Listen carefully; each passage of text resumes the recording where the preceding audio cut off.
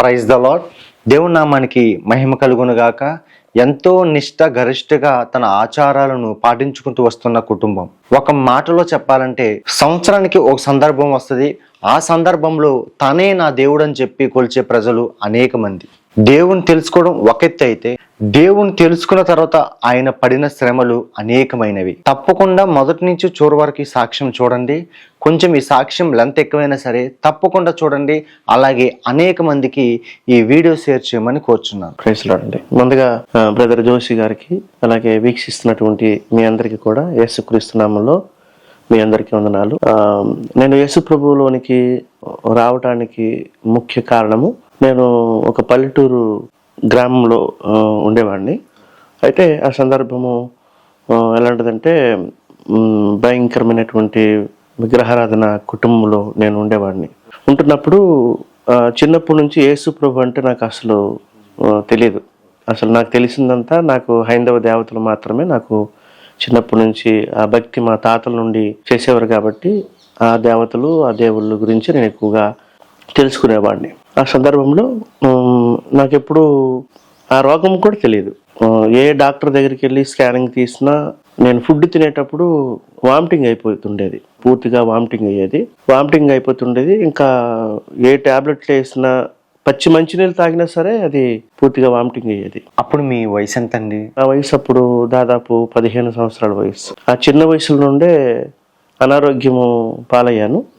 దానివల్ల చాలా డాక్టర్ దగ్గర తిప్పడము, డబ్బు ఆ రోజుల్లోనే ఖర్చు అయింది నాకు బాగా. అమ్మ వాళ్ళు మెయిన్ ఏంటంటే నేను ఒక్కడనే అబ్బాయిని, ఇంటికి ఒక్కడనే అన్నప్పుడు ఎలా చూసుకుంటారు, చాలా బాగా చూసుకుంటారు కదా. అలా నన్ను బాగా చూసుకునేవాళ్ళు. ఒకే అబ్బాయిని కాబట్టి డబ్బు ఎంతవరకైనా ఖర్చు పెడతాము, మా బాబుని మేము కాపాడుకుంటాము అన్నట్లుగా వాళ్ళు చేసేవాళ్ళు. అటువైపు దాసులు అంటారు, ఇటువైపు వైద్యుల దగ్గర తీసుకెళ్లారు. ఇక్కడ నయం అవ్వకపోతే దాసులు, మాంత్రికులు అంటారు కదా, తాబీదులు ఇచ్చేవాళ్ళు, వాళ్ళ దగ్గర కూడా తీసుకెళ్ళి ఎలాగైనా మా బాబుకి నయం అవ్వాలి అనే ఉద్దేశంతో చాలా నా వరకు డబ్బు ఖర్చు పెట్టారు. సందర్భంలో ఎన్నో దగ్గర తీసుకెళ్లారు కానీ నయం అవ్వలేదు. చివరికి డాక్టర్ గారు ఏమన్నారంటే, మీ బాబుని ఇంకా షోకేజ్లో బొమ్మలాగే చూసుకోవాలి, ఇంకా దేనికి పనికిరాడు అన్నట్లుగా చెప్తూ ఇంకా వదిలేస్తారు. ఇంకా ఇంట్లో ఏమంటే బాధపడేవాళ్ళు, అందరూ చూసేవాళ్ళు. గడపలో నేను కూర్చుంటే పుట్టాడు ఒక అబ్బాయి కానీ వీడి వల్ల వీళ్ళకి సంతోషం, నెమ్మది లేదు అని విచారంగా జాలిగా చూసుకుంటూ వెళ్ళిపోయిన సందర్భాలు ఉన్నాయి. అప్పుడు నాకు సరిగ్గా 15 years అంటే అంతగా మనకి అవగాహన కూడా లేదు. అవగాహన కూడా అప్పుడున్న సిచ్యువేషన్స్ బట్టి. అయితే నేను ఎప్పుడు మా ముగ్గురు అన్నదమ్ములు, మా నాన్నగారు పెద్ద, మా నాన్నగారి కంటే ఇంకొక అక్క ఉంది పెద్ద ఆమె. అన్నదమ్ములు ముగ్గురు కాబట్టి ముగ్గురు కంబైన్డ్గా ఇల్లు ఉండేవి పక్క పక్కన అనమాట. అంతటికీ ఒక్కటే గడప, వరండా. అక్కడ కూర్చునేవాడిని. వీధిలో వచ్చిన వాళ్ళందరూ చూసుకుంటూ వెళ్ళిపోయేవాళ్ళు. అందరూ విజిటింగ్కి వచ్చేవాళ్ళు అనమాట. బాబు బాగోలేదా, ఎక్కడ తీసుకెళ్లారు, అసలు ఏంటి సమస్య అని అడిగేవాళ్ళు. ఏంటి సమస్య ఏం చెప్తారు, ఏమి తిన్నా పచ్చి మంచినీళ్ళు తాగిన వామిటింగ్ అయిపోయేది, చాలా దగ్గర తీసుకెళ్లారు, చాలా నష్టపోయారు. ఈ విధంగా జరుగుతున్నప్పుడు ఇంకా మా వాళ్ళు ఇంకా నన్ను పక్కన పెట్టేసినట్లే. అంటే చదువు కూడా సరిగ్గా చదవలేని పరిస్థితి. నేను 10th class ఎలా జరిగిందో నాకు అసలు తెలియదు. అంత ఇప్పుడు అనారోగ్యం అయితే ఎక్కడికి వెళ్తాను. స్కూల్కి వెళ్ళేవాడిని కానీ నీరసంగా బలహీనంగా ఉండేవాడిని. దాన్ని బట్టి మళ్ళీ స్కూల్ నుంచి వచ్చేవాడిని. అలాగా 7th class మొత్తానికి అయిపోయింది.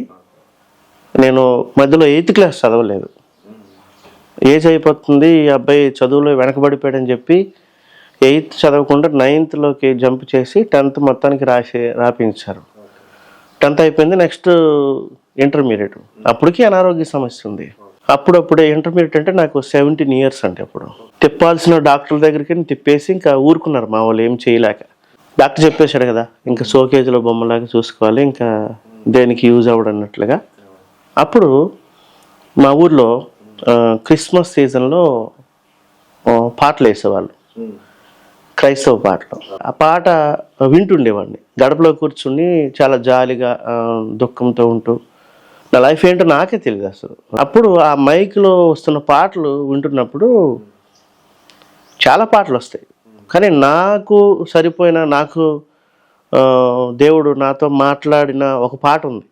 అది ఏఆర్ స్టీవెన్సన్ గారు రాసినటువంటి పాట. అది యాక్చువల్లీ అది పాట ఏంటంటే, ఓ చిన్ని తనయా నీకిన్ని శ్రమలేలనయా, నీ తండ్రి ప్రేమను గనుమా, నీ ఇంటికే తిరిగి రావా అనే పాట.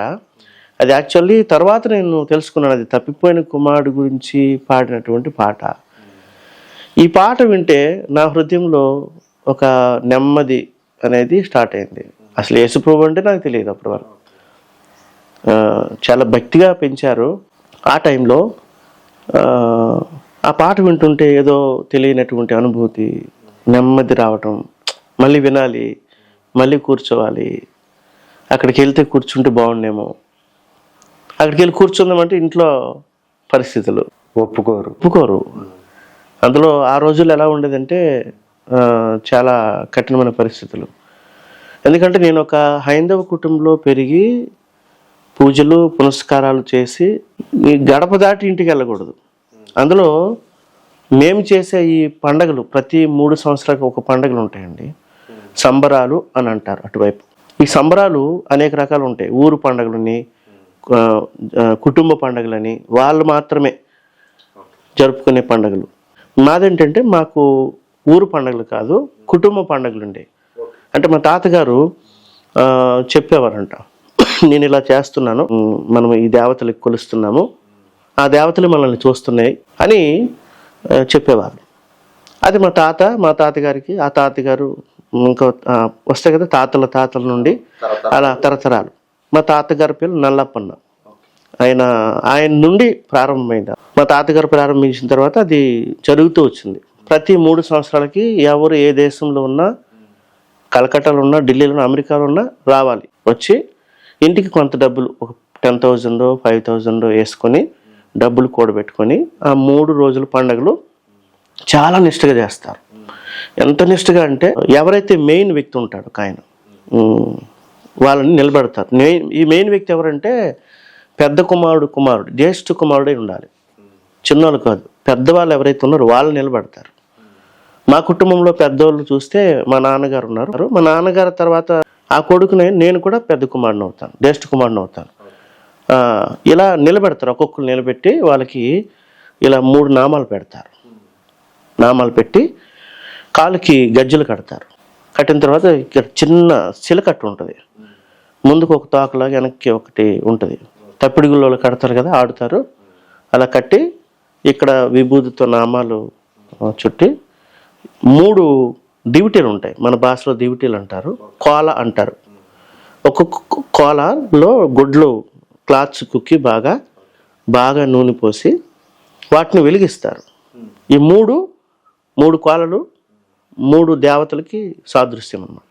సో ఇవి ఎవరైతే పెద్దవాళ్ళు ఉన్నారో వాళ్ళు పట్టుకొని వెళ్తూ ఉండాలి. పక్కన ధూపం వేసే వాళ్ళు ఉంటారు, గొడుగు పట్టేవాళ్ళు ఉంటారు. ఈ 3 రోజులు ఉపవాసం ఉండాలి. మంచినీళ్ళు కానీ పానకం కానీ తాగుతుండాలి, అన్నం తినకూడదు. అంత నిష్ఠతో చేస్తారు. ఈ పట్టుకుని వెళ్తున్నప్పుడు ఏం జరుగుతుందంటే, ఈ పట్టుకున్న వ్యక్తి ఆ రోజు వాళ్ళకి దేవుడే, ఆయన దగ్గర బ్లెస్సింగ్ తీసుకోవాలి. ఆయన నడుచుకుంటూ వెళ్తున్నప్పుడు కింద నడవడానికి వీల్లేదు. వైట్ తివాచి కానీ వైట్ క్లాత్లు వేసేవాళ్ళు. పిల్లలు లేని వాళ్ళు వచ్చి పయ్యాడు చెంగు అంటారు, కింద పరిస్తే ఆ క్లాత్ మీద నడుచుకుంటూ వెళ్ళాలి. ఇలా నేను నడుస్తూ ఉంటే కింద చిన్న పిల్లల్ని పడుగుడు పెడతారు. పడుగుడు పెట్టి వాళ్ళ గుండెల మీద ఇలా తొక్కడం అంటే పూర్తి కాదు, ఇలా టచ్ చేసుకుని దాటుకుని వెళ్ళాలి. వెళ్తే ఏమవుతుందంటే వాళ్ళకి ఆరోగ్యము. పిల్లలు లేని వచ్చి ఆ డ్రెస్ పయ్యాడు చెంగు ఏదైతే ఉందో కింద వేస్తే వాళ్ళకి పిల్లలు పుడతారు. అది వాళ్ళ నమ్మకం. అది నమ్మకం. ఆ నమ్మకంతో ఇలా దాటుకుంటూ వెళ్ళాలి. ప్రతి ఫ్యామిలీ ఇంటికి వెళ్ళాలి అది పట్టుకొని. ఆ ఇంట్లోకి వెళ్ళే ముందు పసుపు నీళ్ళు పెడతారు. ఆ పసుపు నీళ్ళతో ముందు కాలు కడుగుతారు. నిలబడతాను ఆ ఆ దివిటీలు పట్టుకుని నిలబడితే అక్కడ వచ్చిన వాళ్ళు ఎవరైతే ఉన్నారో ఆ ఇంటి లోనికి వెళ్ళే ముందు ఆ ఇంటి యజమానురాలు పిల్లలు పసుపు నీళ్ళతో కాలుగడి ఆ ఇంట్లోకి ఆహ్వానిస్తారు. ఆహ్వానించినప్పుడు ద్వారబంధం ఉంటుంది. ద్వారబంధం మీద ఈ కాలు పట్టుకుని వెళ్ళి పేరు రాస్తారు, ఒక దేవత పేరు రాస్తారు. రాసిన తర్వాత లోపలికి వెళ్తారు. లోపలికి వెళ్ళిన తర్వాత నా చుట్టూ ఈ తప్పిడి గుళ్ళలు ఉంటారండి. 12 మంది జత ఉండాలి. వాళ్ళు 12 మంది అయినా, 10 అయినా, 6 అయినా, 8 మంది అయినా ఉండాలి. పిలుస్తారనమాట. ఆ దేవుడిని ఎలా కొలుస్తారో పాట రూపంలో ఆ దేవుడిని పొగుడుతారనమాట, ఆ దేవతల్ని. ఆ పొగుడుతున్నప్పుడు నాలో ఒక పూనకం వస్తుంది.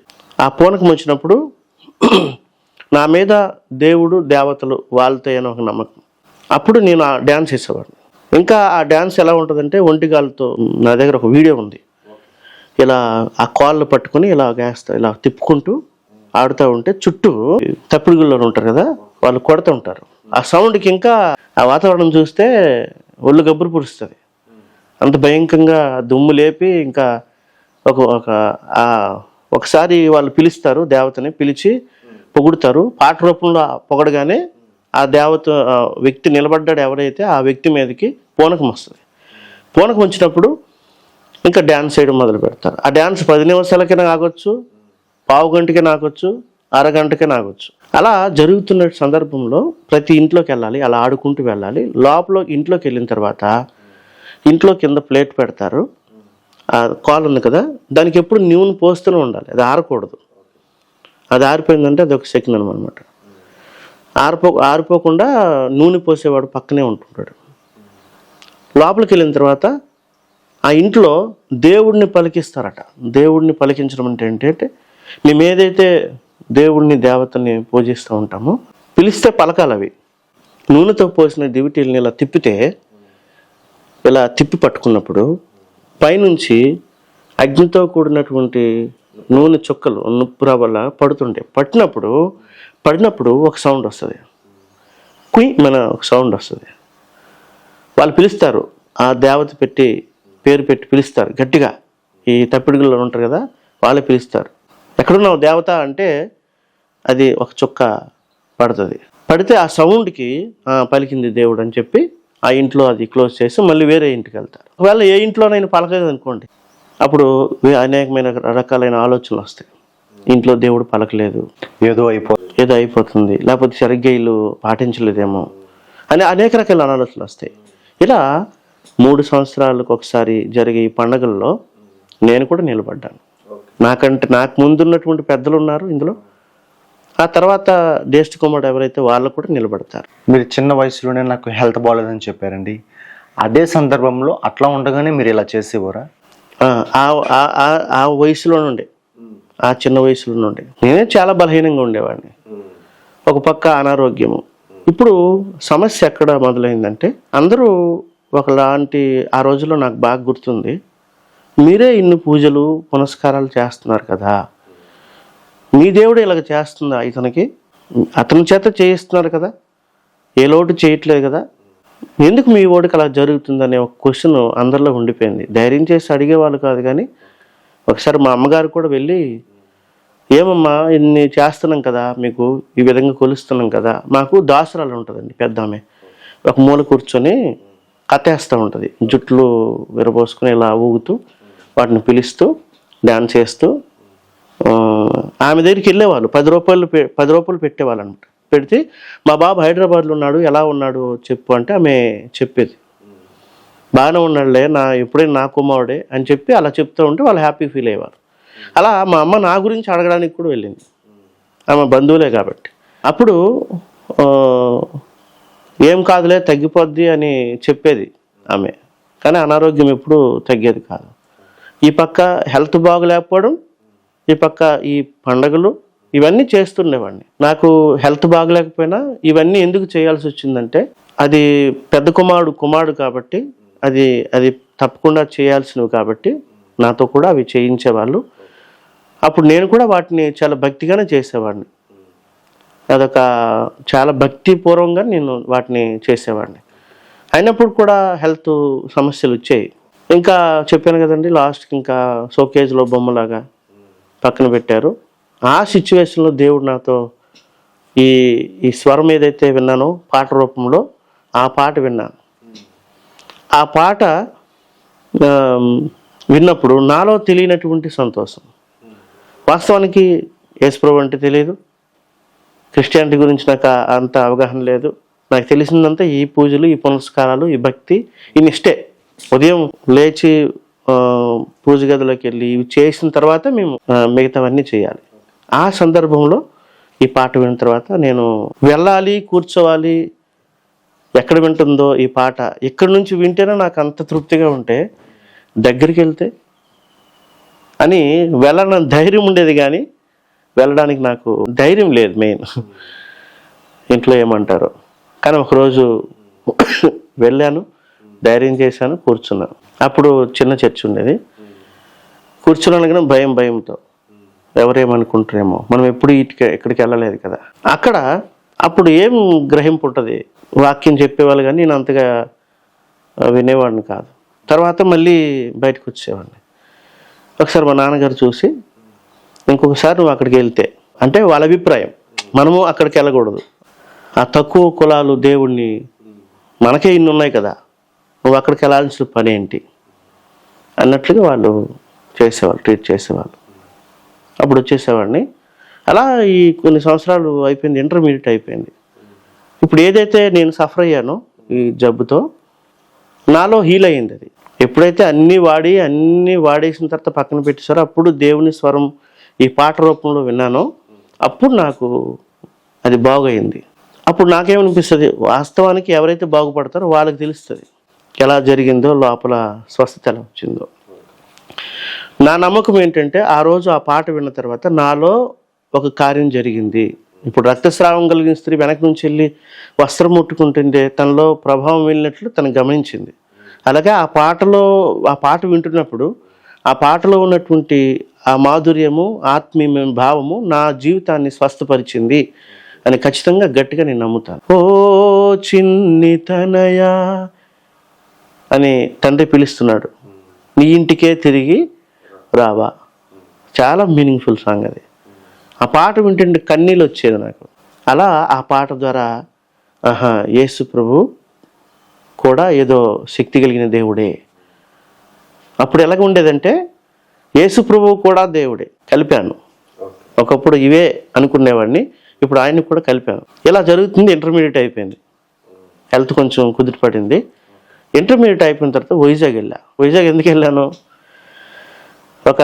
మా అన్న హ్యాండిక్యాప్ ఉండే టీచర్ చేస్తున్నాడు. ఒక నోటిఫికేషన్ చూశాడు పేపర్లో, ఓటీ అసిస్టెంట్ కావాలి డాక్టర్ దగ్గర పనిచేయడానికి. అంటే ఇంటర్మీడియట్ బైపీసీ కదా నాది. సరే నువ్వు వెళ్ళు అక్కడ చదువుకో అని చెప్తే, అక్కడ జాబ్ చేస్తావంటే వెళ్ళాను. వెళ్ళిన తర్వాత అక్కడ కొన్ని రోజులు హాస్పిటల్లో చేశాను.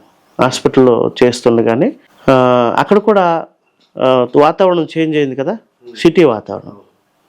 ఇంట్లో మా ఊర్లో ఉండేటప్పుడు అయితే చాలా భక్తిగా ఉండేవాడిని. సిటీ వాతావరణానికి ఎప్పుడైతే వెళ్ళానో, అక్కడున్న పరిస్థితులు, వాతావరణము, స్నేహితులు మళ్ళీ స్టార్ట్ అయింది. ఎలా ఉండేదంటే, ఉద్యోగం చేసి రావటం, ఇంట్లో సినిమాలకు వెళ్ళడం. అసలు ఊర్లో ఉండేటప్పుడు సినిమా అంటే ఏం తెలియదు మనకి. కానీ సిటీ వాతావరణానికి ఎప్పుడైతే వచ్చానో మొత్తం మారింది, పరిస్థితి అంతా మారిపోయింది. మెల్లమెల్లగా చెడు అలవాట్లకి, సినిమాలతో పోయింది. మెల్లగా స్నేహితులతో పాటు డ్రింకింగ్ చేయడం. ఒక్కసారి అలవాటైన నా జీవితంలో ఫస్ట్ టైం వాళ్ళు నాకు తీసుకెళ్తే, నెక్స్ట్ టైం నుంచి నేను వాళ్ళని తీసుకెళ్ళేవాడిని. అది ఎంతవరకు వెళ్ళిందంటే, ఒక ఆయన అంటాడు తాగడంలో పిహెచ్డి చేశాడని, అంత స్థాయిలోకి వెళ్ళిపోయింది. ఒకరోజు తాగేసి రోడ్డు మీద పడిపోయా. ఒకరోజు తాగేసి ఎవరో మా స్నేహితుడు వచ్చి తీసుకొచ్చి రూమ్లో పెట్టాడు. స్పృహ ఇంకా తాగేసి డిఫరెంట్గా తాగేవాడిని. అది ఇది కలపడం, మిక్స్ చేయడం, అది నాకు దెబ్బైంది ఒకసారి. ఆ రెండు కలపడం బట్టి నాకు ఎక్కువైపు పడిపోయాను. స్వస్థపడిన తర్వాత దేవుని మర్చిపోయారు ఇంకా పూర్తిగా. అంటే జస్ట్ అప్పుడు దేవుని తెలుసుకున్నాను అంతే, ఈ దేవుడు కూడా పర్వాలేదు అన్నట్లుగా. సాధు స్వభావం ఉండేది నాకు స్టార్టింగ్లో. ఈ అలవాట్లు, స్నేహితుల వల్ల ర్యాష్ అయిపోయా, మాట మారిపోయింది, బాడీ లాంగ్వేజ్ మారిపోయింది, ర్యాగింగ్ లాగా చేయడం, ఇలా అనేక రకాలుగా నా జీవితం అంతా ఇంకా లైఫ్ స్పాయిల్ అయిపోతుంది. ఈ విషయాలన్నీ కూడా ఇంట్లో ఎవరికి తెలియదు. అలా జీవితం కొనసాగుతుంది. ఎక్కువ నేర్చుకున్నాను. దానివల్ల ఉన్న ఉద్యోగం కూడా ఏమైందంటే చేస్తున్న ప్రైవేట్ జాబ్లో కూడా వాళ్ళు కూడా ఇంకా నువ్వు దీనికి ఇంకా అన్ఫిట్, ఇంకా నువ్వు ఎప్పుడు తాగుతూ తిరుగుతూ ఉంటే నీకు ఇంకా ఏం ఉద్యోగం వంట పడుతుందని కొంతమంది నన్ను బట్టి అసహించుకున్నారు. అక్కడ తాగిపోలే, ఒకసారి డ్రింకింగ్కి వెళ్ళి తాగడానికి వెళ్ళి చిన్న గొడవ అయింది అక్కడ. ఈ తాగుడు అలవాటు నుంచి ఎక్కడి వరకు వెళ్ళిందంటే కొట్లాట్ల వరకు వెళ్ళింది. షర్ట్లు చింపుకోవడం ఇలా జరిగింది. అసలు ఎటు వెళ్తుంది అసలు నా లైఫ్ అని ఆలోచించలే. ఇంకా ఈ చెడు వాటికి బాగా గురైపోయి ఒకరోజు బాగా తాగేసి మా రూమ్మేట్స్ మేము తాగాము. వాళ్ళందరూ నిద్రపోతున్నారు. నేను పైకి వెళ్ళి కూర్చున్నా. ఫస్ట్ టైం నా లైఫ్ గురించి నేను ఆలోచించిన, అంటే జీవితం అంటే ఇక విరక్తి పుట్టేసింది. అంటే ఎవరు నన్ను ఇష్టపడట్లే, లైక్ చేయట్లే. ఉద్యోగం పోయింది. వచ్చేటప్పుడు మంచి పేరు ఉండేది. ఈ అలవాట్ల వల్ల, ఈ లోక స్నేహం వల్ల పూర్తిగా స్పాయిల్ అయిపోయి అసలు నా లైఫ్ ఇంకా ఏమవుతుంది, అసలు నేను బ్రతకడం అంత అవసరమా అన్నట్లుగా అయిపోయింది. అంతకు తోడు నాకు ఆలోచన ఎక్కువ ఉండేది. ఎందుకు నేను బతుకుతున్నాను, అసలు ఏంటి, మా ఇంట్లో వాళ్ళకి కూడా తెలియట్లేదు నేను ఎలా అవుతున్నానని. వాళ్ళకి తెలిస్తే ఏమవుతుందో నా పరిస్థితి అని భయం ఉండేది. ఈ పక్క ఈ బ్యాడ్ హ్యాబిట్స్, మళ్ళీ లోకంలోకి వెళ్ళడం, స్నేహంకు వెళ్ళడం, తిరగడం, ఈ ఉద్యోగం పోవడం, ఇవన్నీ బుర్రలో పట్టేసే బాగా. తర్వాత దేవుడు ఒక రోజు నన్ను ఎలా పట్టుకున్నాడంటే బాగా తాగేసి రూమ్కి వచ్చి పైన ఇలా కింద ఫస్ట్ ఫ్లోర్, అది పైన ఓపెన్ ప్లేస్ ఉంటుంది, అక్కడ కూర్చొని నా లైఫ్ కోసం నేను ఆలోచిస్తున్నాను. అప్పుడు నాకు ఒక క్వశ్చన్ వచ్చింది. నిన్ను ఈ సిచ్యువేషన్లో ఎవరైనా ప్రేమించే వాళ్ళు ఉన్నారా? నువ్వు ఇప్పుడు చెడిపోయావు, నీ లైఫ్ అంటే ఎవరికి ఇష్టం లేదు, నిన్ను ఈ సిచ్యువేషన్లో ఎవరైనా ప్రేమించే వాళ్ళు ఎవరైనా ఉన్నారా అనే క్వశ్చన్ నన్ను వెంటాడుతుంది. దీనికి సమాధానం ఎక్కడ దొరుకుతుంది? అప్పుడు నాలోనే నేను ప్రశ్న వేస్తాను, నిజమే, ఎవరు నిన్ను ప్రేమిస్తారు ఈ సిచ్యువేషన్లో? మీ తల్లిదండ్రులు తెలిసిందా, ఇంటికి రానించరు. స్నేహితులు అంటే వాళ్ళే కదా, వాళ్ళ వల్లే కూడా కొంత నువ్వు ఎఫెక్ట్ అయ్యావు. ఎవరు ప్రేమించరు. అప్పుడు ఇంకొక ప్రశ్న, ఎవరు ప్రేమించినప్పుడు నువ్వు ఎందుకు బతకాలి, చచ్చిపోతే బాగుంటుంది కదా. అప్పుడు సూసైడ్ అటెంప్ట్ చేసుకున్నాను. సూసైడ్ అటెంప్ట్ చేయడానికి ప్రయత్నాలు. నేను ఇంకా బతకడం వ్యర్థం కాబట్టి, నన్ను బట్టి ఎవరు సంతోషించట్లేదు కాబట్టి, నేను ఎలా చనిపోతే బాగుంటుందని ఒక ఆలోచన వచ్చింది. నేను హాస్పిటల్లో చేసేవాడిని కాబట్టి నాకు స్లీపింగ్ టాబ్లెట్స్ ఉండేవి. ఒక డబ్బా ఉండేది, అది కూడా తెచ్చుకునేవాడిని తెలియకుండా. అది ఎందుకంటే నైట్ డ్యూటీ చేసినప్పుడు నైట్ అంతా నిద్ర ఉండదు, పగలు అది ఒక చిన్న 0.25 mg ఉంటుంది రెస్టిల్ అని, అది వేసుకుని పడుకుంటే నిద్ర పట్టేసేది. ఇంకా సాయంత్రం వరకు భోజనం ఏం మర్చిపోతాం, మంచి నిద్ర పట్టే. సరే, ఈ స్లీపింగ్ టాబ్లెట్ వేస్తే ఇంకా చనిపోవచ్చు నొప్పి లేకుండా. చావు కూడా ఎలా కోరుకున్నానంటే బాధ కలగకుండా చచ్చిపోవాలి. ఇక్కడికి వెళ్తే ఆ డబ్బాలో చూస్తే అందులో లేవు, అవి 2-3 ఉన్నాయి. కనీసం ఒక 20-25 వేయాలి అవి. కనుక ఆ విధంగా నేను ప్రయత్నం చేసిన అవ్వలేదు. మళ్ళీ పైకి వెళ్ళాను. అంటే నేను ఏడుస్తున్నాను అప్పటికే, దుఃఖం ఎక్కువైపోయింది. ఏంటి లైఫ్, ఇది ఒక జీవితమేనా? అప్పటికే మా వాళ్ళందరూ పడుకున్నారు, మా వాళ్ళందరూ నిద్రపోయారు. నైట్ 11:30 అవుతుంది ఆ టైంలో. సేమ్ అది కూడా క్రిస్మస్ సీజనే. పైకి వెళ్ళి కూర్చొని ఏడుస్తూ బాధపడుతూ, ఆ ఏడుపు కూడా నాకు తెలుసు. నేను చేసిన కొట్టడము, ఇతరులని కొట్టడం, మా రూమ్లోనే వాళ్ళు సరిగ్గా భోజనం పెట్టకపోతే మా స్నేహితుడిని కొడితే కింద పడ్డాడు. అలా కొట్లాటలు కూడా ఉండేవి. అయితే ఇలాంటి లైఫ్ నాకెందుకు అని ఆలోచిస్తున్న సందర్భంలో చనిపోవడానికి ప్రయత్నం చేస్తున్నాను. మేడ మీద దూకేద్దాం అనుకుంటున్నాను. మళ్ళీ మేడ మీద దూకేస్తే ఇక్కడ నుంచి మళ్ళీ దెబ్బలు తగులుతాయి కదా, చచ్చిపోయేది ఉండదు, అది పెద్ద హైట్ ఏం కాదు. మళ్ళీ హాస్పిటల్ జాయిన్ చేస్తారు, ఎందుకురా దరిద్రుడా ఈ పని చేసామని మళ్ళీ తిడతారు. నేనేమో సులువుగా చచ్చిపోవడానికి ప్రయత్నం చేస్తాను. ఇవన్నీ కూడా మీ కుటుంబానికి తెలుసండి? ఇవన్నీ తెలియవు. నేను ఎందుకంటే సిటీలో ఉన్నాను. ఆ సిచ్యువేషన్లో కూర్చున్నప్పుడు ఈ పాట ఏదైతే విన్నానో మా ఊర్లో, ఆ పాట మళ్ళీ ఆ నైట్ టైం 11:30 టైంలో ఆ పాట వినబడుతుంది. సేమ్ అదే పాట, నైట్ టైం కాబట్టి ఆ వాయిస్ క్లారిటీగా వినబడుతుంది. నాకు ఎలా అనిపించిందంటే మళ్ళీ నేను బతకాలని ఆశ పుట్టింది. ఎందుకంటే ఒకప్పుడు అనారోగ్యంతో ఉండేటప్పుడు, బాధలు ఉండేటప్పుడు ఆ పాట వల్ల నేను చాలా ఆదరణ పొందాను. మళ్ళీ ఇదే సిచ్యువేషన్, తాగుతూ చెడిపోతూ ఉన్నటువంటి నా జీవితంలో ఈ పాట మళ్ళీ వినబడుతుందంటే ఖచ్చితంగా ఈ స్వరం ఎక్కడికైతే వినబడుతుందో నేను అక్కడికి వెళ్ళాలి.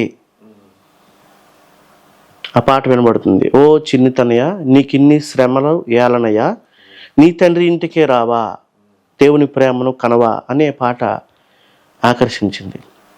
మీకు చెప్తే మీకు అబద్ధమేమో కానీ ఆ రాత్రి ఏడ్చిన దుఃఖంతో ఉన్న నాకు ఆ పాట ఎక్కడ వినబడుతుంది, నిన్ను వెళ్ళాలి అనే ఆశతో ఆ వీధుల్లో పరిగెత్తానండి పిచ్చోళ్ళలాగా.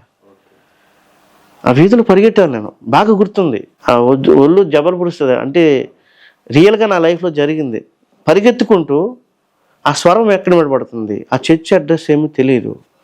పరిగెత్తుకుంటూ జీసస్ కంఫర్ట్ మినిస్ట్రీ అని ఒకటి ఉంటుంది వైజాగ్ కాంప్లెక్స్లో. మీరు పైకి వెళ్ళగానే జీవీఎంసీ అనే ఒక బోర్డు ఉంటుంది, గ్రేటర్ విశాఖపట్నం మున్సిపల్ కార్పొరేషన్. దాని కానించి దాన్ని ఏమంటారు, చావులు మదిమంటారు దాన్ని. బరియల్ గ్రౌండ్ తెలుసు కదా, చుట్టూ గోడ ఉంటుంది, పేర్లు ఉంటాయి. ఆ పక్కన ప్రేయర్ జరుగుతుంటే వెళ్ళి కూర్చున్నాను అక్కడ. నాకు ఎవరు అడ్రస్ చెప్పలేదు, చర్చికి వెళ్ళరా అని చెప్పేవాళ్ళు కూడా లేరు. అప్పుడు వెళ్ళి కూర్చుంటే అందరు ఏడుస్తున్నారు. నేను అనుకున్నాను, నాకు లేని బాధలు వీళ్ళకే ఉన్నాయి, వీళ్ళు ఎందుకు ఏడుస్తున్నారు, ఏడవలసింది నేను కదా, వీళ్ళు ఎందుకు ఏడుస్తున్నారు అని ఇలా ఆలోచిస్తుంటే మోకరించండి ప్రార్థన చేద్దాం అన్నారు. మోకరించడం అంటే కూడా నాకు తెలియదు. పక్కోళ్ళు మోకరిస్తే వాళ్ళని చూసి మోకరించా, ఇలా ఉండాలేమో అని. కళ్ళు మూసుకున్నా. వాక్యం ముందు ప్రేయర్ స్టార్ట్ చేశారు, వాక్యం స్టార్ట్ చేశారు. అక్కడ వాక్యం ఎలాగంటే ఇంగ్లీష్లో ఒకరు, తెలుగులో ఒకరు చెప్తున్నారు, ట్రాన్స్లేట్ జరుగుతుంది. ఆ వాక్యం ఎవరి గురించి తెలుసా? సమరీ స్త్రీ గురించి చెప్తారు. ఆ టాపిక్ తీసుకున్నారు. యోహాను సువార్త 4వ అధ్యాయంలో, నేను చేసినవన్నీ నాతో చెప్పిన ఈయనను చూడండి, ఈయన క్రీస్తు కాడా. నిజంగా ఆ రోజు లైఫ్ నిజంగా నాకు లైఫ్ టర్నింగ్ అనమాట. ఎంతో దుఃఖంతో వెళ్ళి కూర్చున్న నా జీవితంలో దేవుడు మాట్లాడుతాడు అనేది నాకు పాట ద్వారా మాట్లాడతాడని నాకు అర్థమైంది. వాక్యం ద్వారా ఇంకా స్పష్టంగా మాట్లాడతాడని నాకు అర్థమైంది. నా లైఫ్లో పాట ద్వారా ఆకర్షించాడు, వాక్యం ద్వారా నా జీవితాన్ని మార్చాడు దేవుడు. నిజంగా చాలా సంతోషం అది చెప్పడానికి. అది ఆ లైఫ్ అది గుర్తుపెట్టుకుంటే అసలు వెంట్రుకలు లెక్కపడుస్తాయి. ఆ రోజు రైటేగా నేను అక్కడికి వెళ్ళి కూర్చోకపోతే ఖచ్చితంగా నేను చనిపోవడానికి ప్రయత్నం చేస్తున్నాను. ఎన్నో మార్గాలు కదా ఈరోజు చనిపోవడానికి. ఈరోజు ఆత్మహత్యలు ఎలా జరుగుతున్నాయి, కానీ ఆ రోజు నేను చనిపోకుండా దేవుడు నన్ను బ్రతికించాడండి. అప్పుడు అక్కడ వాక్యం స్టార్ట్ చేశారు. ఆమె చెప్తున్న ఒకటే మాట, ఏమంటుంది, నేను చేసినవన్నీ నాతో చెప్పిన ఈయనను చూడండి, ఈయన క్రీస్తు కాడా. అంటే ప్రజలకి సాక్ష్యం ఇస్తుంది ఆమె. అంటే ఈమె జీవితాన్ని దేవుడు చూపించాడు. నాతో చెప్పిన ఈయనను చూడండి అంటే ఆమెతో ఏం చెప్పాడు ప్రభు, ఆమె జీవితాన్ని నీ లైఫ్ ఇలా ఉంది అని చెప్తూ టాపిక్ చెప్తూ, ఇదిగో నువ్వు కూడా నీ లైఫ్ని దేవుడు చూపిస్తున్నాడు, నువ్వు ఇలాంటి వాడివి, నిజంగా చెప్తున్నాను, నువ్వు తాగుబోతువి, నువ్వు తిరిగావు, నీ ఇష్టానుసారంగా జీవించావు, నీ లైఫ్ అంటే ఈరోజు నీకు విరక్తి పడుతుంది, చనిపోదామని ఆలోచనతో వచ్చి ఇక్కడ కూర్చున్నావు కదా అనేసరికి నాకు ఇంకెలా ఉంటుందండి, నా ఫీలింగ్ ఎలా ఉంటుంది ఒకసారి ఆలోచించండి. ఇప్పుడు నేనేమైనా తెలుసు ఆమెకి తెలియదు, ఇప్పుడు ఎవరైనా అడ్రస్ చెప్పారా చెప్పలేదు. ఒక పాట ద్వారా నేను అక్కడ కూర్చున్నాను. అప్పుడు మాట్లాడుతుంటే దుఃఖం ఆగట్లే. నా గురించి ఈమెకి ఎవరు తెలుసు చెప్పారు అనుకుంటున్నాను. అప్పటికీ గ్రహించలేకపోయాను స్టార్టింగ్లో. ఓహో ఎవరు చెప్పుకుంటారేమో అని అనుకొని ఆ రోజు దులుపుకొని వెళ్ళిపోయా. నెక్స్ట్ టైం మళ్ళీ అదే టైంకి వెళ్ళి కూర్చున్నాను. మళ్ళీ అదే టాపిక్ రిపీట్ అయింది. అప్పుడు ఆమె వేసిన ఒక ప్రశ్న, ఎవరూ ప్రేమించట్లేదని కదా వచ్చావు, నిన్ను ప్రేమించే దేవుడు ఇక్కడ ఉన్నాడు, నీ కొరకు నీ స్థానంలో నీకు రావాల్సిన శిక్షణ అని పొంది ఈరోజు నిన్ను ప్రేమించేటప్పుడు ఇంకా బ్రతుకున్నావు. నువ్వు అనుకున్నావు కదా చనిపోదామని, నువ్వెందుకు చనిపోవాలి, నీ కొరకు యేసుక్రీస్తు ఆల్రెడీ మరణించాడు అని చెప్పగానే అప్పుడు అనుకున్నాను, నాలాంటి వాడిని కూడా ప్రేమించే వాళ్ళు ఉన్నారా? అదే కదా నా ప్రశ్న గతంలో. నాలో ఉన్న ప్రశ్న ఏంటి, నిన్ను ప్రేమించి ఈ సిచ్యువేషన్లో నిన్ను ప్రేమించి ఎవరైనా ఉన్నారన్నప్పుడు నా దగ్గర సమాధానం లేదు. కానీ యేసు ప్రభు దగ్గరికి ఎప్పుడైతే వచ్చానో, ఆ మాటలు విన్నానో, నిన్ను ప్రేమించే దేవుడే నిన్ను ఇక్కడికి రప్పించాడు అని తెలుసుకున్న తర్వాత ఆ మాటలు అయిపోయాయి. పశ్చాత్తాప హృదయం కలుగుతుంది లోపల. యోహాను సువార్త 16వ అధ్యాయంలో అంటాడు కదా, పరిశుద్ధాత్మ మీదకి వచ్చినప్పుడు నీతిని గురించి పాపం గురించి ఒప్పింపజేస్తాడు. అది నాలో జరుగుతుంది. అప్పుడు వాళ్ళు అన్నారు, వాక్యం అంతా అయిపోయిన తర్వాత ఆల్టర్ కాల్ అంటారు తెలుసు. దేవుడు మీతో మాట్లాడుతూ మీ చెయ్యెత్తండి, మీ కొరకు ప్రార్థన చేస్తాం. దేవుడు నాతో మాట్లాడాడు, చెయ్యెత్తమన్నారు, చెయ్యెత్తాను. కళ్ళు మూసుకున్నాను, ప్రార్థన చేద్దాం ఏకీభవించాను. ప్రార్థన చేసే లోపు వాళ్ళు ప్రార్థన చేస్తున్నారు. ఇంకా దేవుడు, పరిశుద్ధాత్మ దేవుడు నన్ను పూర్తిగా తన కంట్రోల్ తీసుకున్నాడు. అప్పుడు ఇంక చిన్న పిల్లల్లాగా ఏడుస్తున్నాను అనమాట. నా పాపాలన్నీ, నువ్వు కళ్ళు మూసుకో, ఈరోజు నువ్వు ఈ పాపములన్నీ యేసు ప్రభు దగ్గర ఒప్పుకో, నీ జీవితం ఈరోజు నుండి ఒక టర్నింగ్ పాయింట్, నువ్వు మారుతున్నావు అని చెప్పి వాళ్ళు అనేసరికి మోకాల మీదకి ఎప్పుడైతే వచ్చి కన్నీటితో ప్రార్థన చేస్తున్నానో 100 కేజీల బరువు నా హృదయం నుండి తీసినట్లు అనిపించింది. అంత తేలికైపోయా. నాకు అర్థమైపోయింది, ప్రభువు నాలోకి వచ్చాడు, నాతో పాటు ఉన్నాడు. ఒకప్పుడు ఒంటరి అనే ఫీలింగ్ ఉండేది, అది లేదు ఇప్పుడు. నాతో ఒక ఆయన ఉన్నాడు, నాతో నడుస్తున్నాడు ఆయన. ఆ సెన్స్ అనేది నాకు అర్థమవుతుంది. అంతకుముందు అక్కడికి రాక మునుపు నా లైఫ్ ఒక నరకంలాగా ఉండేది. ప్రతిరోజు వేదన, దుఃఖం అనుభవించేవాడు, ఎవరు నన్ను ప్రేమించట్లేదు అనే. అప్పుడు అక్కడికి వచ్చి కూర్చున్న తర్వాత లైఫ్ మారిన తర్వాత అదంతా ఒక చిన్న పరలోకంలాగా కనబడుతుంది. అక్కడి నుంచి వెళ్ళిపోయాను. వాళ్ళు చిన్న బైబిల్ ఇచ్చారు. ఆ బైబిల్ కొత్త నిబంధన. ఏం చదవాలి అంటే మత్తయి సువార్త చదువుతుంటే అందరూ అబ్రాహాము కనెను, ఇసాకు కనెను, యాకోబు కనెను, ఇవన్నీ ఉన్నాయి. నాకు అర్థం కావట్లేదు. ఒక ఆయన్ని అడిగా, ఏం చదవాలి అంటే యోహాను సువార్త చదవండి అన్న. వాక్యం ఎక్కువగా చదువుతుండేవాడిని, చాలా ఎక్కువగా చదువుతుండేవాడిని. టైం తెలియదు, వాక్యం చదువుతూ ఉంటే ఏమంటే సమయం కూడా తెలియదు. అలా చదువుతూ ఉండేవాడిని. దేవుడు నాతో మాట్లాడడం ఎంత స్పష్టంగా మాట్లాడేవాడంటే, ఒకసారి నా స్నేహితుడు నా మీద కొట్టడానికి కూడా వచ్చాడు. ఆ సందర్భం జరిగింది. ఎప్పుడైతే ఇది నాలో మార్పు కలిగిందో, నేను అదే రూమ్లో ఉన్నాను కదా, ఇప్పుడు వాళ్ళతో పాటు వెళ్ళట్లే. తాగడానికి పిలుస్తారుగా, సాయంత్రం అయ్యేసరికి పిలుస్తూ ఉంటే వెళ్ళట్లే. చేతిలో బైబిల్ ఉంది. వాళ్ళు ఇంకా ఎటకారంగా మాట్లాడి మొదలు పెడుతున్నారు. ఇదే చేతితో బైబిల్ పట్టుకున్నావేంటి, ఈ చేతిలో బీరు చేసా కదా ఉండాలి అన్నట్లుగా మాట్లాడేవాళ్ళు. ఇంకా వాళ్ళకి నాకు కొన్ని విషయాల్లో సెట్ అవ్వట్లేదు, ఎందుకంటే నేను ప్రత్యేకంగా ఉన్నాను కదా. అయితే వాళ్ళు ఏం చేస్తారంటే, అందరూ మాట్లాడుకున్నారేమో, నేను వాళ్ళతో ఏకీభవించట్లేదు కాబట్టి వాళ్ళు కూర్చొని మాట్లాడుకున్నారు. ఒకరోజు నేను బైబిల్ చదువుకుంటూ మేడ మీద బైబిల్ చదువుతూ ఉంటే మత్తయి సువార్త 5-6 అధ్యాయాలు, ఎవరి మీద నీ కుడి చెంప మీద కొడితే వారికి ఎడమ చెంప కూడా చూపించు. ఆ మాట చదివాను. చదివితే నాకెవరు గుర్తొచ్చారు? గాంధీ తాత గారు గుర్తొచ్చారు. ఇదేంటి మాట గాంధీ తాత కదా చెప్పాడంటే నేను అనుకున్నాను, గాంధీ తాత కూడా బైబిల్నే కాపీ కొట్టాడు. బైబిల్లో ఉన్న మాటలే రాశారు, రిఫరెన్స్ రాలేదు కానీ గోడ మీద అయితే కనిపించింది అన్నమాట. ఆ మాట ఆ రోజంతా వెంటాడుతుంది. ఇదేంటి గింగిరం అంటుంది నా చెవుల దగ్గర, అదే మాట వినబడుతుంది. మెట్ల దగ్గర దిగి కిందకు వచ్చాను. మా స్నేహితులందరూ నన్ను కూర్చోబెట్టి మాట్లాడుతున్నారు.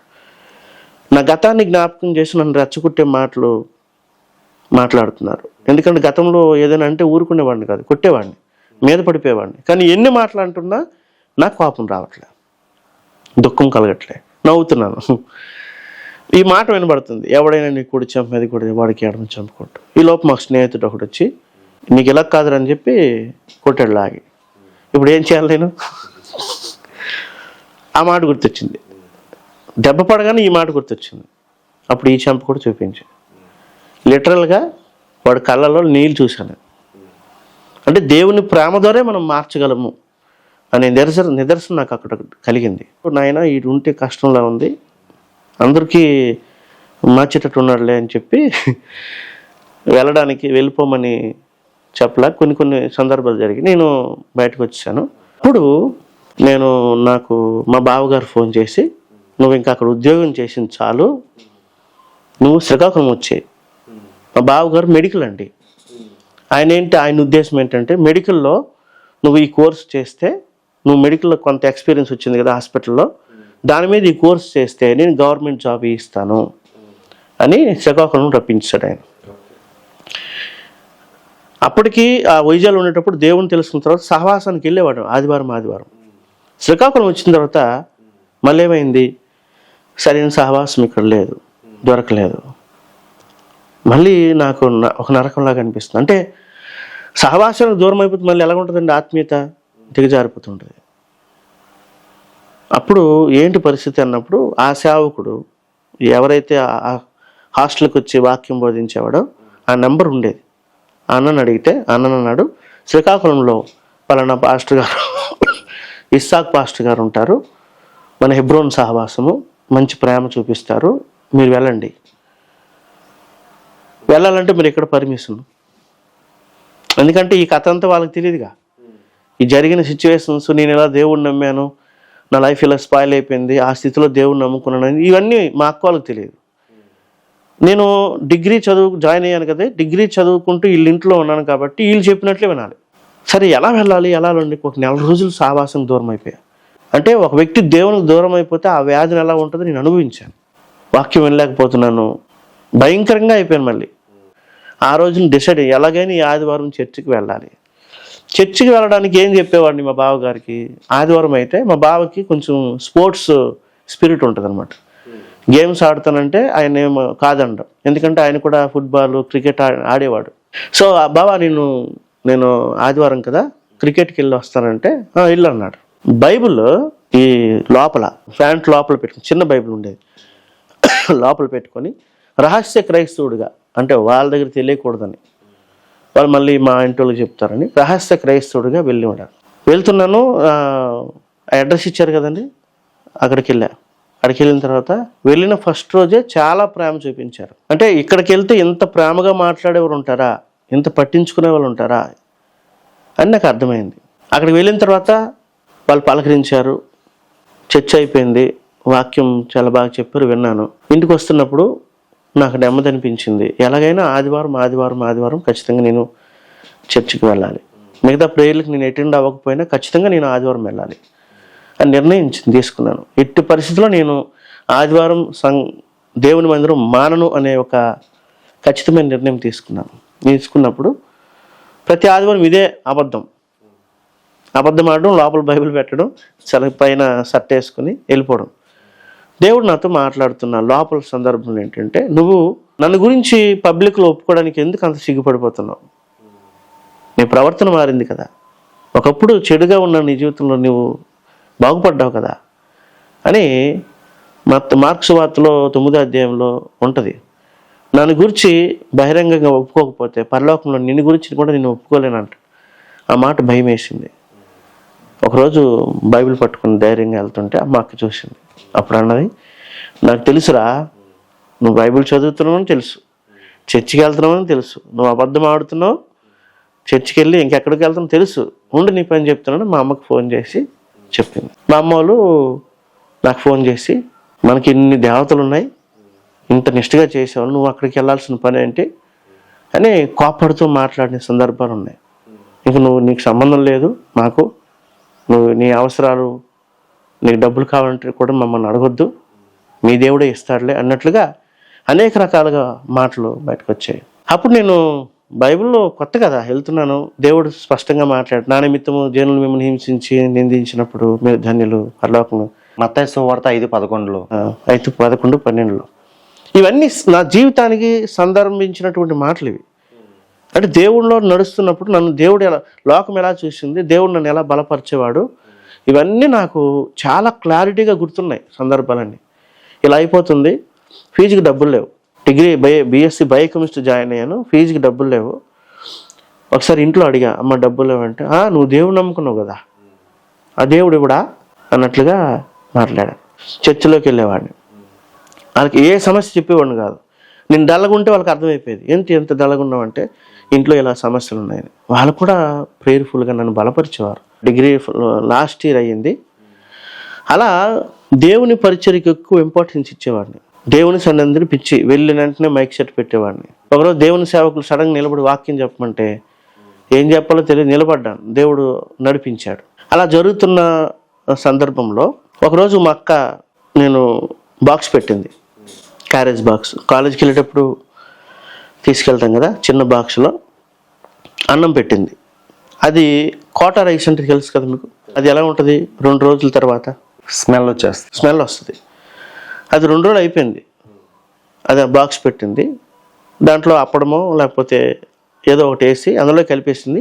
ఇంటికి తీసుకెళ్ళి నాకు అలవాటు ఏంటంటే చర్చ్ దగ్గరికి వెళ్ళి అక్కడ ప్రేయర్ చేసుకుని కాలేజీకి వెళ్ళేవాడిని. చర్చ్ దగ్గరికి వెళ్ళి ప్రేయర్ చేసి ఆ బాక్స్ అక్కడ మర్చిపోయాను, కాలేజీకి వెళ్ళిపోయాను. ఈ లోపల అక్కడ ఉన్నటువంటి వాళ్ళు ఓపెన్ చేశారు. బాక్స్ ఓపెన్ చేస్తే భయంకరమైన స్మెల్. నేను బాక్స్ మర్చిపోయాను కదా అని చర్చికి వెళ్తే వాళ్ళు నన్ను నిలదీశారు. ఏంటి ఫుడ్ దుర్వాసన వస్తుంది, ఎప్పుడు నుంచి తింటున్నావు, ఇది ఎప్పుడు నుంచి ఇలా పెడతారేంటి అన్నట్లుగా మాట్లాడితే నేను దేవుని ప్రేమను బట్టే చాలా సైలెంట్గా ఉండేవాడిని. ఫోన్లే ఏముంది, నాకు అలవాటే, నేను తింటున్నాను కదా అని చెప్పేవాడిని. అది సందర్భం అయిపోయిన తర్వాత ఒకరోజు ఇంట్లో అన్నం తింటున్నాను, కాలేజీకి రెడీ అవుతున్నాను. ఫీజు కట్టలేదని ఒక డిప్రెషన్ ఒకటి ఉంది లోపల. ఎవరిని అడిగేవాడిని కాదు, ప్రభు మీద ఆధారపడేవాడిని. ప్రతిదానికి చిన్నదానికి కూడా ప్రభు మీద ఆధారపడి, ప్రభు నువ్వు నాకు సాయం చేస్తావు.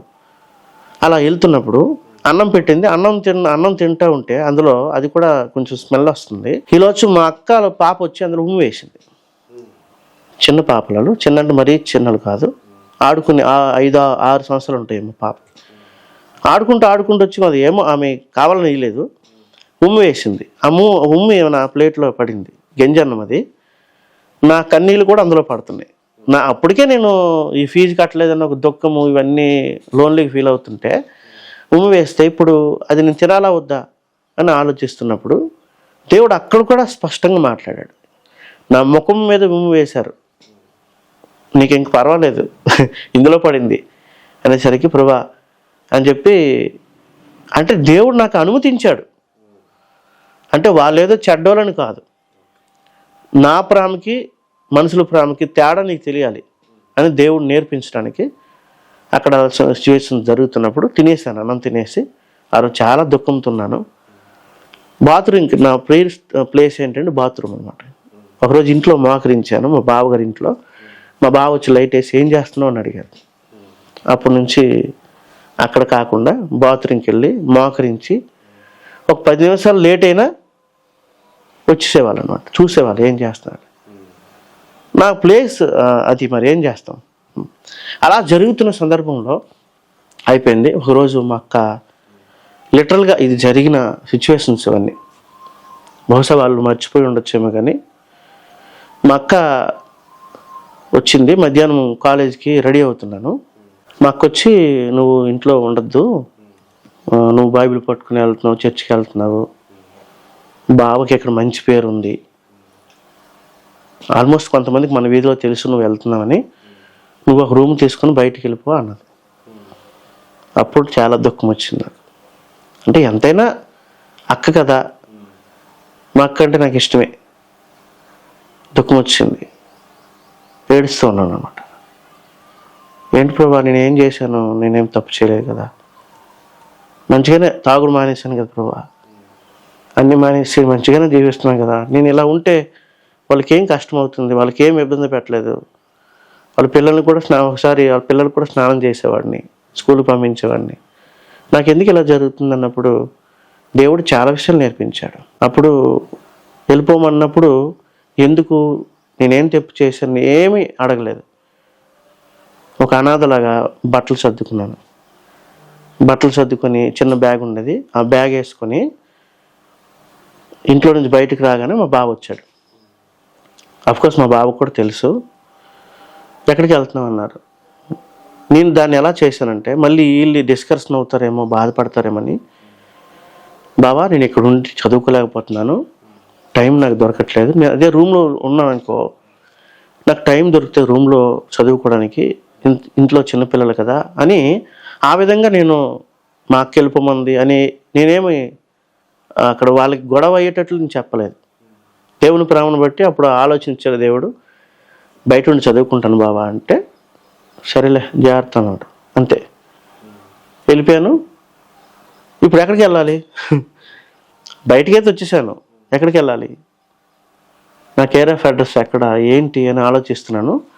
ఆ వీధిలో నడుచుకుంటూ దుఃఖంతో వెళ్తున్నాను. అందరూ కూడా చూస్తున్నారు అనమాట జాలిగా, ఏదో అయింది, అబ్బాయి వెళ్ళిపోతున్నాడు ఇంట్లో నుంచి. వెళ్తూ వెళ్తూ వెళ్తూ ఎక్కడికి వెళ్ళాలో తెలియక, మనకి ఏదైనా కష్టం వస్తే ఎక్కడికి వెళ్తాం? మందిరం కదా వెళ్తాం. చర్చి దగ్గరికి వెళ్ళా. అది కూడా చర్చి కాదు, ఇంట్లోనే ఆరాధన జరిగేది. అందరూ అమ్మ వాళ్ళు అందరూ గుర్తొచ్చారు, కానీ అంతకంటే ముఖ్యంగా దేవుడు గుర్తొచ్చాడు. మందిరంకి వెళ్ళేసరికి వాళ్ళేమన్నారు, బ్యాగ్ చూసి క్యాంప్ వెళ్తున్నావా అన్నారు. అవును, పూర్తిగా దేవుడు బయటికి తీసుకొచ్చాడు, పర్మనెంట్గా వచ్చానన్న. నువ్వు వచ్చేసావా గొడవ పెట్టుకొని, వాళ్ళు నీకు పంపించారు అని అడిగారు క్లారిటీగా. లేదు, నేను గొడవ పెట్టుకోలేదు, వాళ్ళే పంపించారు, మా అక్కే పంపించింది అని వచ్చేసా. ఆ రోజు కూడా నేను మా అక్క ఇంట్లో నుంచి బయటికి వెళ్ళిపోక ముందు ఆ రోజు దేవుడు నాతో వాక్యంతో స్పష్టంగా మాట్లాడాడు. హెబ్రీ 11 అధ్యాయం, హెబ్రీలకు రాసిన పత్రిక 11 అధ్యాయం 24 నుండి 26 వచ్చినారు. అక్కడ ఉంటుంది, మోసే పెద్దవాడైనప్పుడు విశ్వాసం బట్టి ఐగుప్తు ధనము కంటే అల్పకాల పాప భోగములు అనుభవించడం కంటే దేవుని ప్రజలతో శ్రమ అనుభవించడం మేలని యోచించి అక్కడి నుంచి బయటకు వచ్చేస్తాడు. అలా నేను దేవుని ప్రజలతో శ్రమలో ఉంటే మంచిదే అని చెప్పి బయటకు వచ్చినాక వాళ్ళు నన్ను ఒక రూమ్ తీశారు. రూమ్ తీసి అక్కడ పెట్టారు. ఈ రూమ్కి డబ్బులు ఎవరు కడతారు మరి? నేను అనుకున్నవన్నీ వాళ్ళకి ఎందుకు పడ్డానని నేను ఒక చిన్న జాబ్లో, పార్ట్ టైం జాబ్లో చదువుకుంటూ జాయిన్ అయ్యాను, ల్యాబ్ టెక్నీషియన్. ఈ లోపల దేవుడు ఎందుకో చూడండి, మనల్ని పోషించడానికి ఎవరో ఒక వ్యక్తిని తీసుకొచ్చి పెట్టాడు అక్కడ. విజయనగరం నుంచి ఒక తమ్ముడు వచ్చాడు. ఆ తమ్ముడు జాబ్ లేదు, నేనే హోటల్లో జాబ్ చూశాను. వాడికి రూమ్ కావాలి, మళ్ళీ నా రూమ్లో ఉన్నాడు. వాడేం చేశాడంటే హోటల్లో జాబ్ చేస్తూ నాకు ఒక్కొక్కసారి అన్నం తెచ్చేవాడు, రూమ్ రెంట్ కట్టేవాడు. ఈ విధంగా దేవుడు అప్పటికప్పుడు నేను ఎక్కువగా పోషింపబడింది మాత్రం దేవుని మందిరంలోనే. ఎప్పుడుతో ఆకలితో వండించేవారు కదా వాళ్ళు, నువ్వేమైనా తిన్నావా? చాలా కేర్ తీసుకున్నారు దేవుని సేవకులు నా గురించి. వాళ్ళు తీసుకున్న కేర్ చాలా గొప్పది. పిల్లలకు కూడా ఒకసారి పెట్టలేదేమో కానీ నాకు అంతకంటే ఎక్కువ చూసుకున్నారు. అంటే పిల్లలు కాదు, దేవుని మందిరంకి వచ్చిన విశ్వాసులే, వాళ్ళ దేవుని పిల్లలు అన్నట్లుగా నాకు అన్ని సహకారం చేస్తారు. అలా అయిపోతుంది. అప్పుడు ఆ సేవకులు ఉన్నారు, దేవుడు నీకు సేవకు పిలుస్తున్నాడేమో, నాకు దేవుడు మాట్లాడుతున్నాడంటే, ఏ ఊరికా నన్ను సేవ అంటావేంటి? నీ కఠిన కష్టాలు నేను చూశాను కదా, అవి సరిపోవా? ఇప్పటికే నాకు ఉన్న శ్రమలు కష్టాలు చాలు, సేవలోకి వెళ్తే ఇంకా నా పని ఏమవుతుందో తెలియదు. లేదు, నేను డిగ్రీ అయిపోయిన తర్వాత నేను చదువుకోవాలి, జాబ్ చేయాలి, అది నా గోల్. మీ తల్లిదండ్రులు మరి అంగీకరించారండి? నన్ను ఫస్ట్ నుంచి వాళ్ళు అంగీకరించలే. ఈవెన్ బాప్తిసం తీసుకున్నప్పుడు దేవుడు నాతో మాట్లాడిన సందర్భాలు అది వ్యక్తిగతం. నేను బాప్తిసం తీసుకున్నానని మా ఇంట్లో మా అమ్మగారు ఫోన్ చేసి, నువ్వు అదేదో తీసుకున్నావంట, ఎవరిని అడిగావని అన్నది. అది ఎవరిని అడిగేది కాదమ్మా, అది పర్సనల్గా నాతో దేవుడు మాట్లాడాడు, నేను తీసుకోవాల్సింది అది అని అలా చెప్పడం జరిగింది. ఒకసారి మా నాన్నగారు కూడా, నువ్వెందుకు ఎన్ని కష్టాలు పడుతున్నావు, నీకేం తక్కువ, మనకు వ్యవసాయం లేదా, భూమి లేదా, నువ్వు ఇంటికి వచ్చాయి కానీ ఇంట్లో బైబిల్ చదువుకో, కానీ చర్చికి వెళ్ళకు. ఇంట్లో చదువుకో, ఇంట్లో ప్రార్థన చేసుకో, కానీ నువ్వు బయటికి క్రైస్తవుడు అని తెలియకూడదు. అలా అంటే నాకు బాధ అనిపించింది. మా నాన్నతో చెప్పా, అలా కుదరదు నాన్న, కష్టమవుతుంది అని అంటే, మళ్ళీ అక్కడ కొన్ని రోజులు మాట్లాడడం మానేశారు. మళ్ళీ ఫోన్ చేశారు ఒకరోజు, నీ గురించి ఆలోచిస్తున్నాం, మేము బాధపడుతున్నాము, నువ్వు ఎక్కడెక్కడో తిరుగుతున్నావు అంటే, లేదు నేను జాబ్ చేస్తున్నానన్న, మీరు ఏం కంగారు పడద్దని అనేవాడిని. అప్పటికి నా కొడుకు ఏమైపోతాడో, ఎక్కడ చెడు తిరుగుతున్నాడో అనే ఆలోచన వాళ్ళకి ఉంది. కానీ నేను దేవుళ్ళలోకి వచ్చిన తర్వాత స్థిరపడ్డాను, బాగుపడ్డాను, బాగానే ఉన్నాను అనేది వాళ్ళు అర్థం చేసుకోలేకపోయారు. చివరికి ఒకరోజు మా నాన్న అన్నాడు, ఇంట్లోకి వచ్చే మనకు ఆస్తి ఉంది, అది ఉంది, ఇది ఉంది, ఇక్కడ ఈ భూమి ఉంది, అక్కడ ఆ భూమి ఉందని చూపిస్తుంటే అక్కడ కూడా దేవుడు నాతో మాట్లాడాడు. అంటే యేసుక్రీస్తు వారిని అపవాది తీసుకెళ్ళి కొండ మీద తీసుకెళ్ళి, ఇదిగో దానికి నాకు మొక్కితే అది ఇచ్చేస్తా, ఇది ఇచ్చేస్తా, ఆ రాజ్యం ఇచ్చేస్తానని ఆ సందర్భం.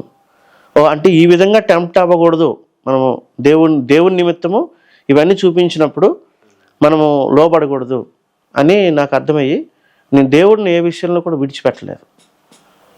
ఇంట్లో వాళ్ళ ప్రేమతో ఇలా చేసినప్పుడు కూడా నేను దేవుడిని విడిచిపెట్టలేదు. అలా నా జీవితం కొనసాగింది. అయితే సేవలోకి ఎలా వచ్చాను అనేది నేను చెప్పేసి కొంచెం ముందుకెళ్తాను. అయిపోయింది. ఎప్పటి నుంచో దేవుడు సేవ కోసం మాట్లాడుతున్నాడు. యూత్ మీటింగ్లో కూర్చుంటున్నాను. యూత్కి వాక్యం జరిగినప్పుడు చాలామంది చేతులు ఎత్తున్నారు దేవుని సేవ చేస్తానని. వాళ్ళతో దేవుడు మాట్లాడితే కదా వాళ్ళు చేతులు ఎత్తున్నారు. నాతో ఇంకా స్పష్టంగా మాట్లాడితే నేను సేవకు వస్తానని తీర్మానం చేసుకున్నాను. దేవుడు స్పష్టంగా యెషయా గ్రంథం 41:10 దేవుడు మాట్లాడాడు. సేవకు వస్తానని చేయెత్తేసాను, తీర్మానం చేసుకున్నాను. మళ్ళీ జాబ్కి వెళ్తున్నా. అంటే ఏ మీటింగ్కి వెళ్ళినా, ఏ ప్రేయర్లో కూర్చున్నా నా సేవ గురించే మాట్లాడుతున్నారు అక్కడ. ఒకరోజు కోపం వచ్చి ఎప్పుడు ఇదే చెప్తారు సేవ గురించి అని చెప్పి లేచి వెళ్ళిపోతున్నా.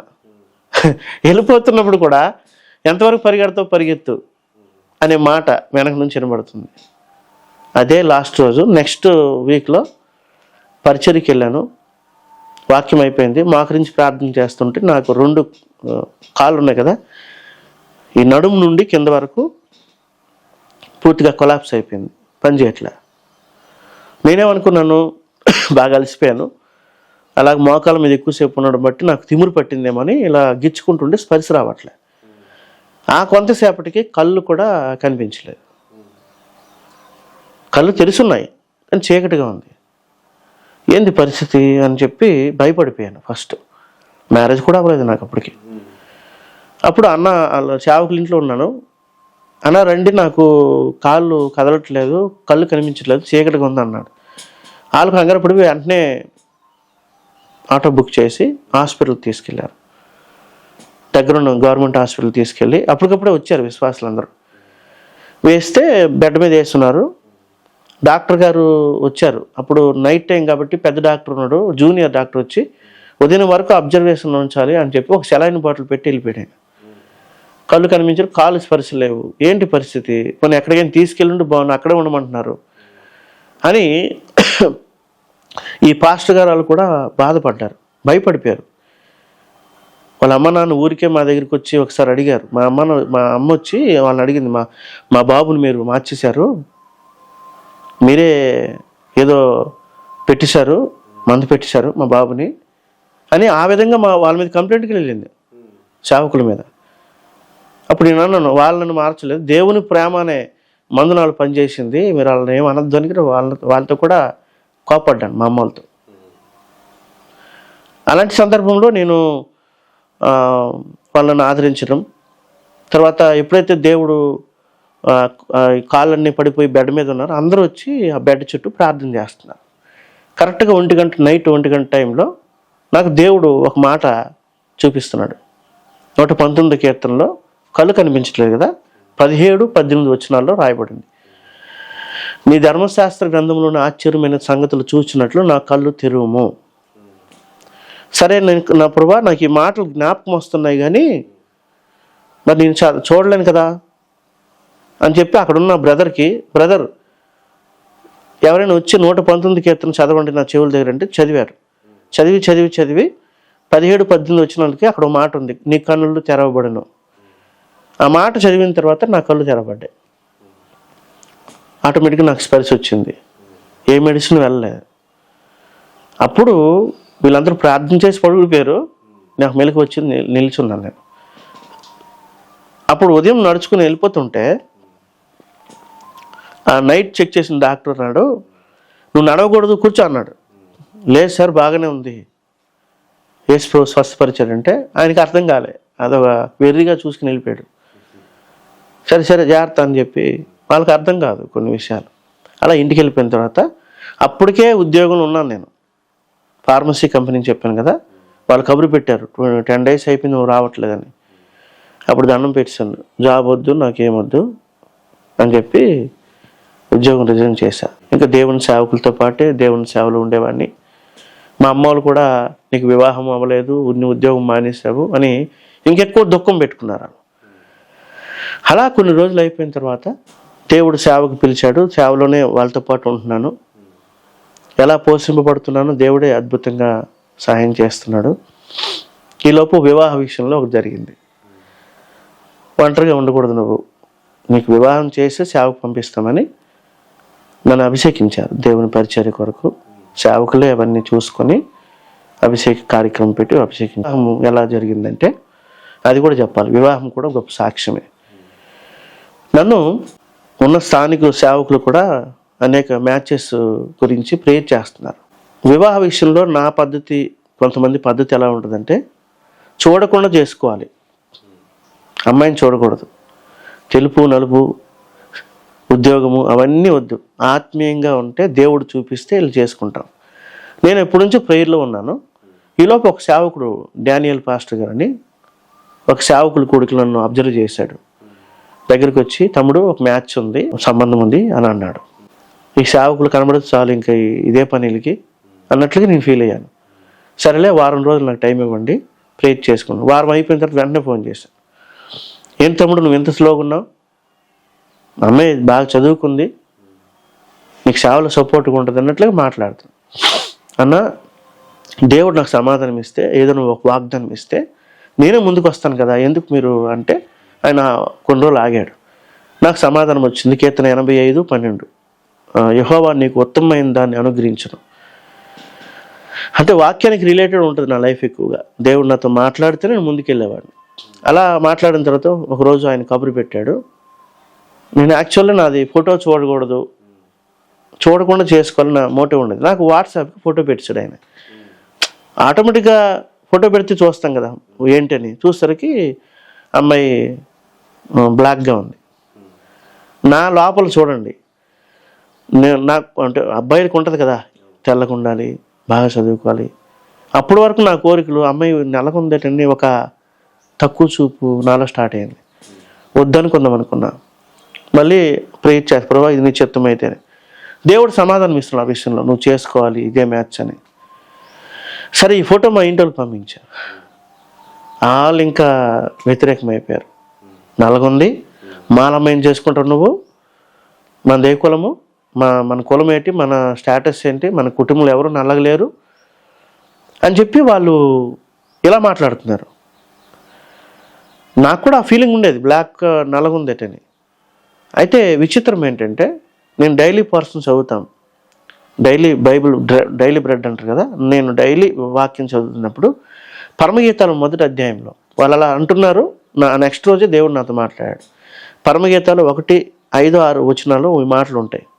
నేను నల్లని దాన్ని చిన్న చూపు చూడకూడదు అని సులమతి గురించి ఆ మాటలు రాయబడ్డాయి. నాకు చెంప మీద కొట్టినట్లు అనిపించింది. అంటే నేను ఏ నలుపు గురించి అయితే నేను ఫీల్ అవుతున్నానో, ఏ నలుపు గురించి అయితే ఇంట్లో కూడా ఆ మ్యాచ్ని రిజెక్ట్ చేశారో, ప్రభా నువ్వు దాని గురించే క్లారిటీగా మాట్లాడుతున్నావు, ఈ మ్యాచ్ నేను వదులుకోలేను, నువ్వు నాకు చూపిస్తున్నావని ఇంకా ఫిక్స్ అయ్యి ముందుకెళ్తే, మళ్ళీ మా ఊరు పెద్ద ఆయన ఉంటాడు, ఆయన చేత ఫోన్ చేయించి, ఏంటి అమ్మాయి నువ్వు ఏమైనా లవ్ చేసావన్నారు. నేను అన్నాను, దేవుడు నమ్ముకున్న తర్వాత లవ్ ఇవేమి ఉండవు, దేవుడు చూపించాడు, అమ్మాయి చదువుకుంది, ఎంటెక్ చేసింది. నలుపు అంటే ఆయన అన్నాడు, పుట్టబోయే పిల్లలు కూడా నలుపుగా పుట్టొచ్చేమో, ఆ విధంగా మాట్లాడుతున్నాడు. ఏదైనా దేవుడు చూపించాడు అని చెప్పి ఇంకా మ్యాచింగ్ చేసుకున్న తర్వాత ఇంట్లో చాలా ఒత్తిళ్ళు. అమ్మాయి అంత బాగా చదువుకుంది, ఉద్యోగం చేయొచ్చు కదా. సరే 2 నెలలు ఉద్యోగం చేసింది, ఎంటెక్లో లెక్చరర్గా చేసింది, శ్రీ వెంకటేశ్వర కాలేజ్ శ్రీకాకుళంలో చేసిన తర్వాత నేను అడిగా, నువ్వు ఉద్యోగం అంటున్నావు, ఉద్యోగం జాయిన్ అయ్యావు కదా, సేవ కోసమే కదా నేను చేసుకున్నాను, నువ్వు కూడా సేవ తీర్మానం ఉందని చెప్పావు కదా, ఇప్పుడు ఉద్యోగం చేస్తున్నావు ఏంటంటే, లేదండి దేవుడు ఇంకా స్పష్టంగా నాతో క్లారిటీ ఇస్తే నేను మానేస్తానంటే, దేవుడు తనతో మాట్లాడాడు. ఇద్దరం మాని దేవుని సేవలో ఉన్నాం. ఇక్కడ చర్చ్ ఉంటుంది, అక్కడ నుంచి కొంచెం దూరంలో బార్డర్ ఉంటుంది, గేట్ ఉంటుంది, అది ఒరిస్సా. అక్కడ నేను దేవుని సేవలో ఉన్నాను. ఒకప్పుడు మా అమ్మ అంటే నేను పడేది కాదు, యేసుప్రభు అంటే అంత వ్యతిరేకత ఉండేది. ఇప్పుడు దేవుని మహాకృపను బట్టి అమ్మోళ్ళు ఏదైనా ప్రేయర్కి పిలిస్తే ప్రత్యేకమైన ప్రార్థనలకి వస్తారు, కూర్చుంటారు, వింటారు. కానీ ఇంకా వాటి నుంచి వాళ్ళు ఇంకా విడుదల పొందలేదు. వాళ్ళు నన్ను వద్దనుకున్నా నేను వాళ్ళని వద్దనుకోలేను. ఒకప్పుడు క్రీస్తు నిమిత్తము, నా నిమిత్తము అన్నదమ్ములైనను అక్క చెల్లెండ్రులైనను విడిచిపెట్టాలన్న వాక్యము ఉంది. అలాగని దేవుడు తల్లిదండ్రులని తృణీకరించమని చెప్పలేదు. నా నిమిత్తం ఆటంకమైతే కొంచెం దూరంగా ఉండండి, కానీ పూర్తిగా వాళ్ళని విడిచిపెట్టాలనే భావన అయితే కాదు. వెళ్తాను, ప్రేమ చూపిస్తాను, ఎందుకంటే వాళ్ళు ఎప్పుడైనా దేవుని తెలుసుకోవాలనే ఆ భారం దేవుడు నాకు ఇచ్చారు కాబట్టి వాళ్ళ కోసం ప్రార్థన చేస్తున్నాను. ఒకప్పుడు యాంటీ నువ్వు ఇంటికి రాకూడదు అన్నవాళ్ళు ఇప్పుడు మా ఇంటికి వస్తున్నారు. ఇప్పుడు వాళ్ళకున్న నిర్ధారణ ఏంటంటే, లేదులే మా కొడుకు బాగున్నాడు, మా కొడుకు ఒకప్పుడు ఏదో అనుకున్నాం కానీ ఈరోజు 10 మంది దగ్గర తిరుగుతున్నాడు, వాక్యం చెప్తున్నాడు, చెడు అలవాట్లు ఏం లేవు. ఎందుకంటే మా ఊర్లో పరిస్థితులు ఏంటంటే చిన్నపిల్లడు కూడా తాగుతాడు. వాళ్ళతో పోలిస్తే మా బాబు బాగున్నాడు కదా. మరి మీ సాక్ష్య జీవితం అంతా మీ తల్లిదండ్రులకు చెప్పారండి?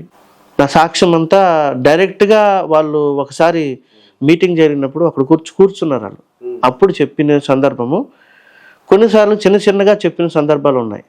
నువ్వు ఆ మతంలో కలిసిపోయావు, ఆ తక్కువ దేవుళ్ళు నమ్ముకున్నావు, నీకు మాకు సంబంధం లేదన్నట్లు ఉండేవాళ్ళు.